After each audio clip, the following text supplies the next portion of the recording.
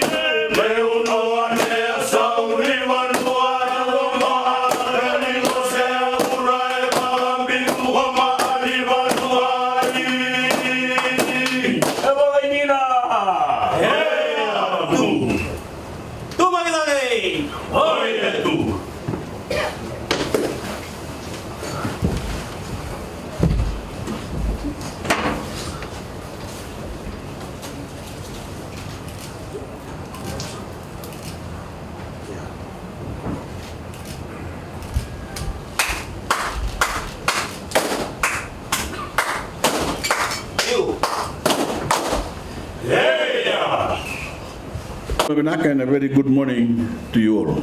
It is a real pleasure to join you today to commission Nabouwalu's first ever fire station.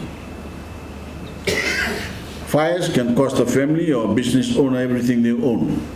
In a few horrific hours or even minutes, years of hard work can go up in smoke as the victims powerlessly watch their homes or businesses go up in flames. Even more tragically, these disasters can claim lives. When we came into government, as you've heard, we knew the reach of firefighting services in Fiji was nowhere near where it needed to be. There was a severe shortage of access to emergency services for hundreds of thousands of people. So my government did something about it. Nabouwalu is now home to the 12th fire station that my government has established since 2011, making it the 21st station in the country. Prior to that, only 9 stations existed in Fiji. So in 11 years, we've built more fire stations than we've built throughout all of our independent history prior. According to the National Fire Authority, from 2017 to 2021, the authority has responded to 687 structural fires across the country. Our firefighters have saved lives and property. They made Fiji a safer place. Until today, as I mentioned, the closest fire station to Nabouwalu was the Senganga fire station, 107 kilometers away. And it would take a fire truck almost 2 hours to respond to a fire in Nabouwalu. 2 excruciating hours of waiting to stop a fire that likely already inflicted terrible harm. That we saw was unacceptable. Ladies and gentlemen, government has invested about $1.35 million in the state-of-the-art facility we see today. These 2 vehicle stations will now cater to Buya, Nabouwalu, Voreqe, Nawabe, Dawada, Nawada, Gere, Wundirara, Rara Lewu, Namululo, Namau, Nukumbalawu, and Ravi. And in that area, it includes 508 households, 2 service stations, the Fijian chipping mill in Voreqe, the Nabouwalu hospital, of course, 6 schools, 13 registered businesses, 14 government departments, and the Nabouwalu wharf, which is, of course, the main port of entry to the Northern Division.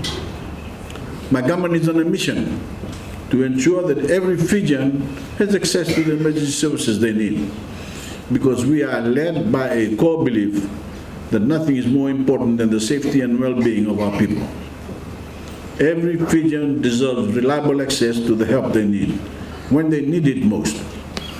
These services are also vital to the confidence we're creating in the great potential of the northern economy. When reliable government services are made available, economies thrive because businesses want the assurance of such services, such as fire services, before they make investments. And when those investments come, it is our people and communities who reap the benefits through new jobs and higher returns on leases.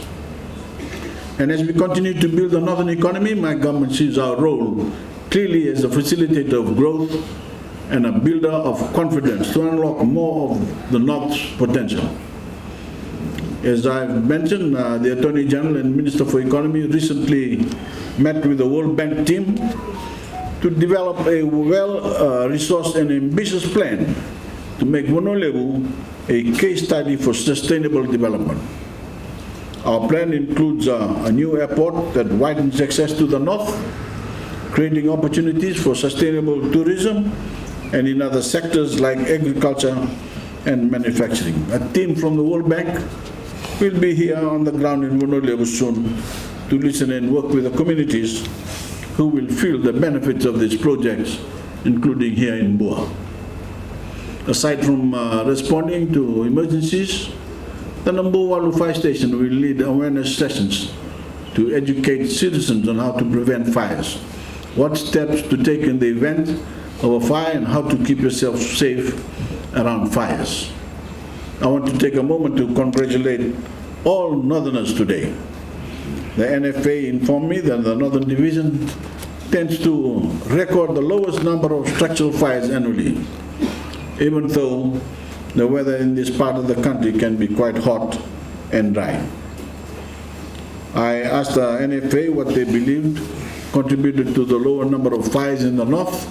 They told me that the fire stats usually reflect important lifestyle choices made by the people in a particular community. So I commend you on the personal responsibility each of you take to keep your families and communities safe.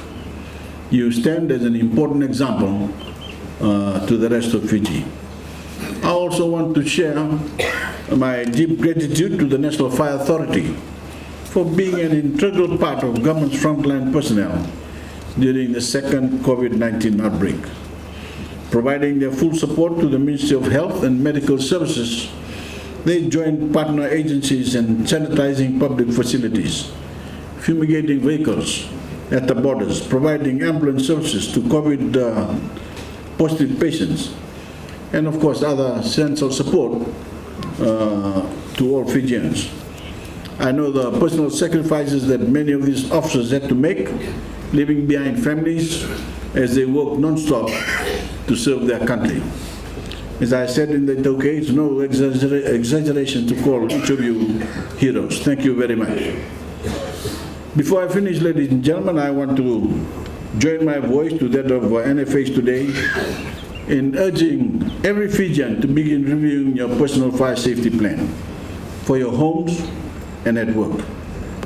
Reach out to the NFA if you are unclear about anything. Please do not wait for a tragedy to occur before you take action.